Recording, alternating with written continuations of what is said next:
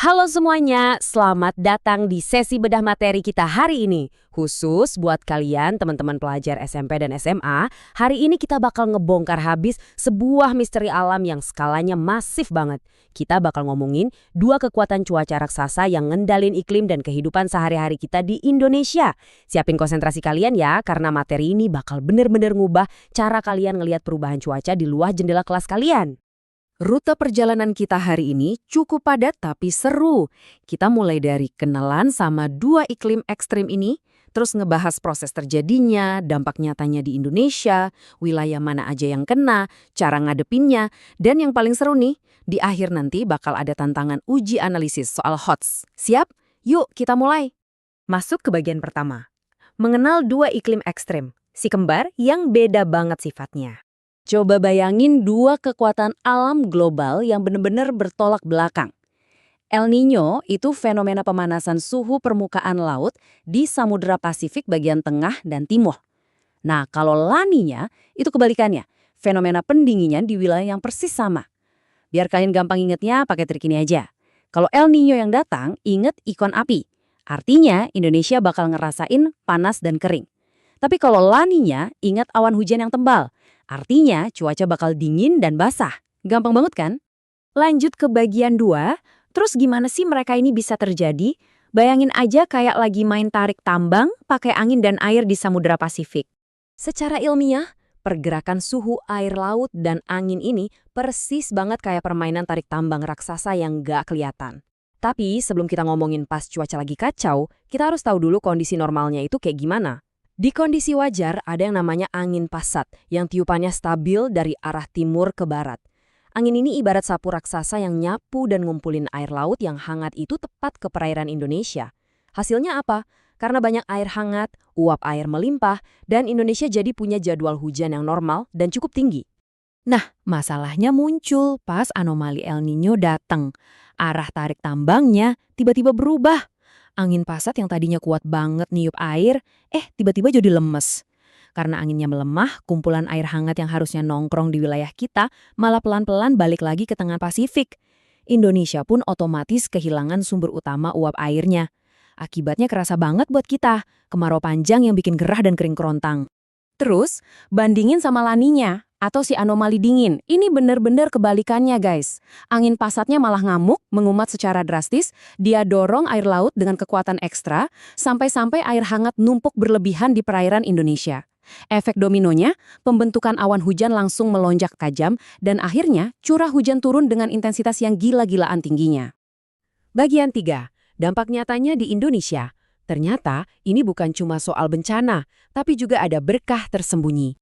Percaya nggak? Efek dari si kembar ini nggak 100% tentang kehancuran loh. Ya, daftar dampak negatif El Niño emang bikin ngeri.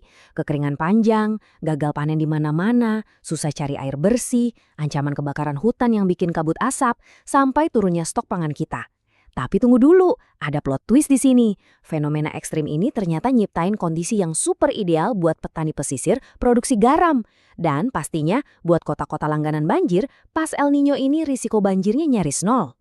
Oke, sekarang kita balik ke La Niña. Kalau tadi api, sekarang urusannya sama air.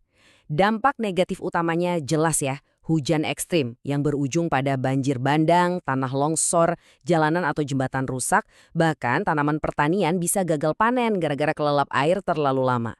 Tapi sisi positifnya, waduk dan bendungan kita jadi full tank. Ketersediaan air benar-benar melimpah, yang mana ini justru jadi berkah buat sawah atau tanaman yang emang butuh asupan air super banyak. Masuk ke bagian 4, kita bakal ngecek peta wilayah yang kena dampak. Di mana aja sih titik rawan di Nusantara?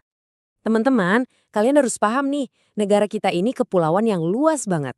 Jadi cuaca ekstrim ini nggak ngehajar tiap pulau dengan cara yang sama. Coba deh, kalian tinggal di pulau apa sekarang? Kalau di Jawa, wilayah ini lumayan rawan kena dua-duanya. Bisa tiba-tiba banjir bandang, bisa juga kekeringan ekstrim. Buat yang di Sumatera, musuh terbesarnya itu titik api kebakaran hutan pas El Niño datang. Di Kalimantan ancamannya beda lagi, lebih ke arah banjir parah pas musim La Niña. Dan buat teman-teman yang ada di Nusa Tenggara, kalian harus ekstra waspada kalau El Niño udah masuk. Karena wilayah sana secara geografis tercatat paling rentan ngalamin kekeringan parah. Bagian kelima, cara menghadapi ancaman iklim. Karena kita nggak bisa lari, persiapan itu kunci utamanya. Ya, kita emang manusia biasa yang nggak bisa nyetop atau belokin arah angin di Samudra Pasifik. Tapi, kita punya kendali penuh buat ngurangin dampak buruknya. Tindakan mitigasi yang kita lakuin harus match sama ancamannya dong.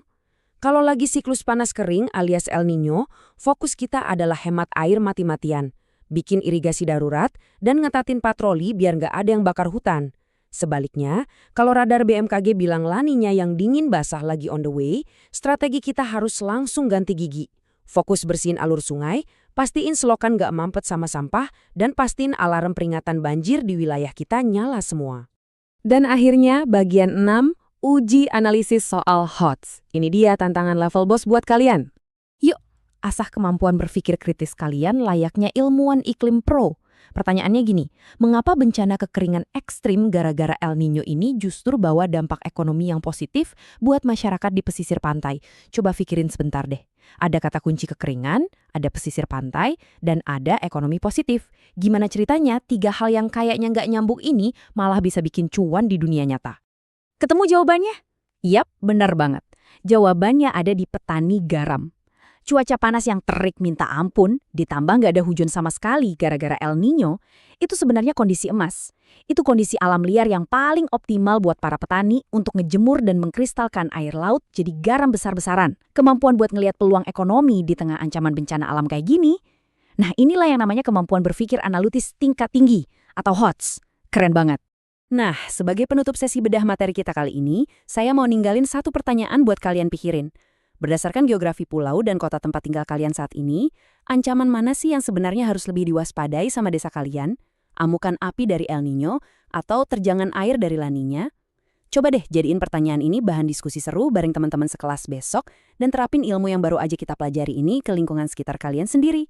Makasih banyak udah dengerin dengan antusias, terus amati langit, teruslah belajar, dan sampai ketemu di sesi bedah materi seru kita yang selanjutnya.